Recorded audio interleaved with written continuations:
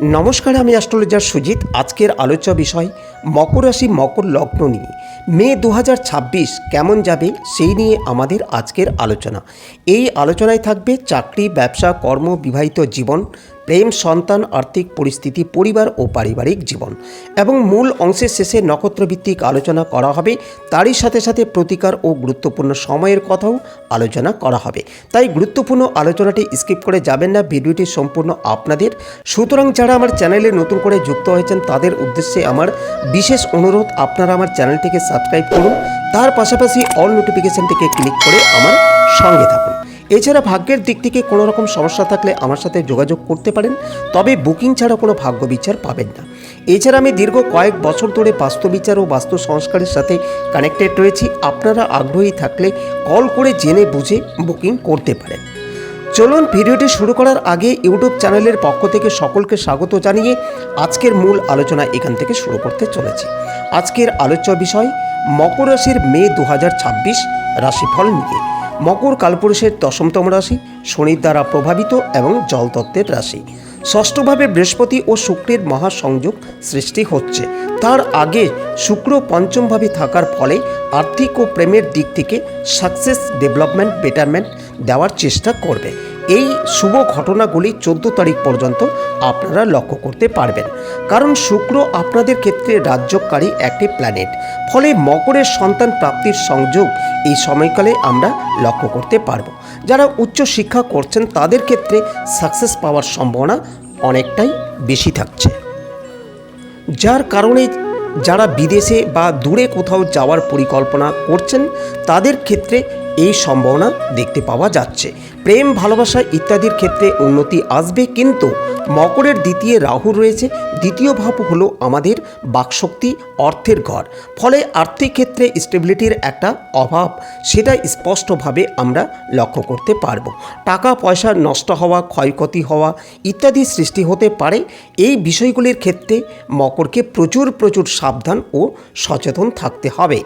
দ্বিতীয়ত, বাক্যের উপরে, ভাষার উপরে একটা পূর্ণাঙ্গ নিয়ন্ত্রণ বজায় অবশ্যই রাখতে হবে। কথাবার্তা যাতে উগ্র না হয় সেই প্রচেষ্টা আপনাদের অবশ্যই বজায় রাখতে হবে। দ্বিতীয় রাহু থাকার কারণে মকর কখনো কখনো অ্যাগ্রেসিভ হয়ে উঠতে পারেন, আবার এই দ্বিতীয় রাহুই মকরকে রাজা বানাতে পারেন। পঞ্চমে শুক্র, দ্বিতীয় রাহু, তার উপরে আবার বৃহস্পতির দৃষ্টি রয়েছে। এর ফলে ফাটকায় ইনকামের যেমন সুযোগ রয়েছে, সেই সাথে লটারির মাধ্যমেও অর্থপ্রাপ্তির সম্ভাবনা থাকছে। আটকে থাকা টাকা পয়সা উদ্ধার হতে পারে। ষষ্ঠভাবে বৃহস্পতি থাকার ফলে আইনি জটিলতা থেকে মুক্তির সুযোগ সেটা দেখতে পাওয়া যাবে এই সময়কালে। ষষ্ঠে বৃহস্পতি থাকলে পরিশ্রম এবং প্রচেষ্টা এই দুটোই আপনাদের ক্ষেত্রে বাড়াবে। বৈদেশিক যোগাযোগ বাড়বে। ইম্পোর্ট এক্সপোর্ট ইত্যাদির ক্ষেত্রেও বেশ উন্নতির সম্ভাবনা লক্ষ্য করা যাবে। পঞ্চমে শুক্র, তার দৃষ্টি একাদশ ভাবের উপরে থাকার ফলে সাকসেস আসবেই, এটা আমি নিশ্চিতভাবে আপনাদের বলতে পারি। এরই সাথে সাথে 14 তারিখের পর থেকে ষষ্ঠভাবে শুক্র বৃহস্পতির সংযোগ আমরা দেখতে পাবো, যার ফলে চাকরি প্রাপ্তির ক্ষেত্রটিকে অনেকটাই প্রশস্ত করে তুলবে। যারা চাকরি খুঁজছেন, যারা সরকারি চাকরির পরীক্ষার চিন্তা ভাবনা করছেন তাদের ক্ষেত্রে কিন্তু পারফেক্ট জব পেতে দেখতে পাওয়া যাবে। আর যারা জব করছেন তাদের ক্ষেত্রে এই সময় জব চেঞ্জ হতেও দেখতে পাওয়া যাবে। চতুর্থের অষ্টমপতি রবির অবস্থান রয়েছে, যার ফলে বাড়ি কেনার জন্য অর্থ আপনার হাতে আসতে পারে। বাড়ির বাস্তু সমস্যাগুলিকে কাটিয়ে বাস্তুটাকে একদম পারফেক্ট করে তোলার চেষ্টা এটা এই সময়কালে মকর রাশি কিংবা মকর লগ্নের ক্ষেত্রে দেখতে পাওয়া যাবে। মকর রাশি মকর লগ্নের জীবনে প্রবল উন্নতির সুযোগ আসতে দেখা যাবে। মকর রাশির জাতকরা বড় কোনো কাজে অংশগ্রহণ করতে পারেন। ধীরে সুস্থে ঠান্ডা মাথায় পরিকল্পনা করে ডিসিশন নেবেন। তৃতীয় অবস্থান করে রয়েছে শনিদেব। ফলে পুরনো যে কোনো সম্পর্ক, সেটা বন্ধুত্ব হতে পারে, সেটা অন্য কোনো সম্পর্ক হতে পারে, রিলেশনশিপ হতে পারে, যেটা বিগত দিনে বিচ্ছিন্ন অবস্থায় ছিল, সেই সম্পর্কগুলোতে আবার পুনর্মিলন হতে দেখতে পাওয়া যাবে। যারা চিত্রকর, যারা সঙ্গীত শিল্পী, যারা বিনোদন জগতের সাথে কানেক্টেড এই প্রত্যেকটি জাতক কিংবা জাতিকাদের কিন্তু ব্যাপকভাবে পরিবর্তনের সম্ভাবনা দেখতে পাওয়া যাবে। মে মাসের 15 তারিখে রবি বৃষ রাশিতে প্রবেশ করবেন আপনার রাশি সাপেক্ষে পঞ্চমভাবে, যার কারণে সম্পর্কের ক্ষেত্রে একটা স্ট্রেস ফ্যাক্টর কাজ করতে দেখতে পাওয়া যাবে। আবার এই সময়ে আপনার স্বামী কিংবা স্ত্রীর চাকরি পাওয়ার ভীষণ সম্ভাবনা দেখতে পাওয়া যাবে।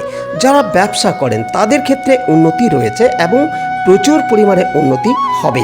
যারা লোহার ব্যবসা, হার্ডওয়্যারের ব্যবসা করেন তাদের ক্ষেত্রেও প্রচুর উন্নতি হতে দেখতে পাওয়া যাবে। মান সম্মান, যশ, প্রভাব প্রতিপত্তি ইত্যাদি বৃদ্ধির সুযোগ রয়েছে। তবে যারা ছোট ব্যবসায়ী রয়েছেন তাদের এই সময়কালে ধার বাকি দেওয়া একদমই যাবে না। এই সময়কালে যথেষ্ট সচেতন থাকতে হবে আপনাদের, যে কোনো সময় জটিলতা আসতে পারে। যারা কাঁচামালের ব্যবসা করেন, সবজির বিজনেস করেন তাদের ক্ষেত্রে উন্নতি দেখতে পাওয়া যাবে। এডুকেশন ওরিয়েন্টেড যে কোনো ব্যবসায় সাফল্য আসবে। যারা কোনো এজেন্সির সাথে কানেক্টেড তাদের সচেতন থাকতে হবে। অল্প স্বল্প প্রতারিত হতে পারেন।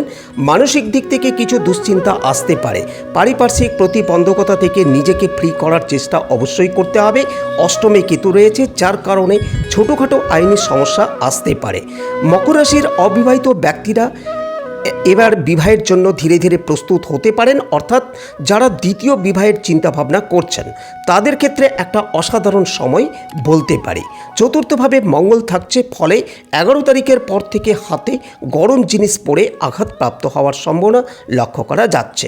মায়ের শরীর নিয়ে দুশ্চিন্তা রয়েছে, তারপরেও মায়ের সঙ্গে ঝগড়া, অশান্তি, দীর্ঘদিন ধরে কথা না বলা, এটাও কিন্তু আমরা এই সময়কালে লক্ষ্য করতে পারবো। আপনার ছোট বোন থাকলে তাকে নিয়ে একটু দুশ্চিন্তা হতে পারে। জমি বাড়ি ভাগাভাগি বিক্রি ইত্যাদির ক্ষেত্রে ছোট বোন গণ্ডগোল পাকাতে পারেন। তাহলে এবার চলে আসবো নক্ষত্রভিত্তিক আলোচনা প্রসঙ্গে। তবে তার আগে যারা এখনও পর্যন্ত লাইক ও সাবস্ক্রাইব করেননি তাদেরকে আবারও অনুরোধ করছি, আর দেরি নয়, এখনই লাইক ও সাবস্ক্রাইব করে ভিডিওর শেষ অংশটুকু শুনতে থাকুন। মকর রাশির প্রথম নক্ষত্র উত্তরাষাঢ়া। মে মাসে আর্থিক উন্নতির সম্ভাবনা প্রবল। আত্মীয় পরিজন, প্রতিবেশী এরা সবাই আপনাকে সাহায্য করতে চাইবে। আপনার স্বামী কিংবা স্ত্রী তাদের আর্থিক সচ্ছলতা, আর্থিক ভাগ্য সেটা এই সময়কালে দেখতে পাওয়া যাবে। যে সমস্ত টক্সিক রিলেশন রয়েছে সেগুলো এই সময়কালে বেরিয়ে যাবে। পরবর্তী নক্ষত্র শ্রবণা। উচ্চশিক্ষার ক্ষেত্রে ব্যাপক উন্নতি এই মাসে আসবে। বাবার শরীর স্বাস্থ্য নিয়ে দুশ্চিন্তা থাকছে। সন্তান ভাগ্য যথেষ্ট ভালো।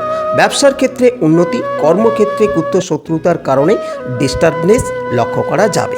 অ্যাক্টিভিটির লেভেল বাড়তে চলেছে।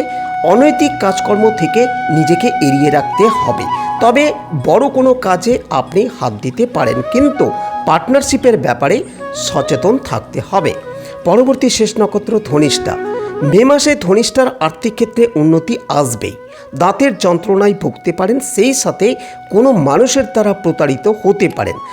কোনো সময় অ্যাগ্রেসিভ হয়ে পড়তে পারেন। চাকরি প্রাপ্তির চরম সম্ভাবনা লক্ষ্য করা যাচ্ছে। কর্মক্ষেত্রে উন্নতি এটাও রয়েছে। গোপন কথা কোনোভাবেই লিক করতে যাবেন না। জল থেকে একদম সচেতন থাকবেন, বিপদ হতে পারে। সুতরাং মকর রাশি এবং তার 3 নক্ষত্র সঙ্গে মে মাস কেমন যাবে তার একটা পূর্ণাঙ্গ আভাস আপনাদের সাথে শেয়ার করলাম। এবার চলে আসবো প্রতিকারের কথায়।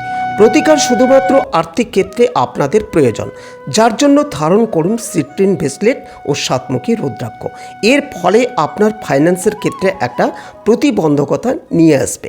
মানি ম্যানেজমেন্টের ক্ষেত্রে আপনি ঠিকঠাক করতে পারবেন। মকর রাশি কিংবা মকর লগ্নের জাতক কিংবা জাতিকারা এই সময় থেকেই জ্যোতিষের সংস্পর্শে থাকার চেষ্টা করবেন, কারণ এখন দ্বিতীয় রাহু রয়েছে। এর পরে রাহু লগ্নে প্রবেশ করবেন, আবার ঢাইয়া শুরু হবে।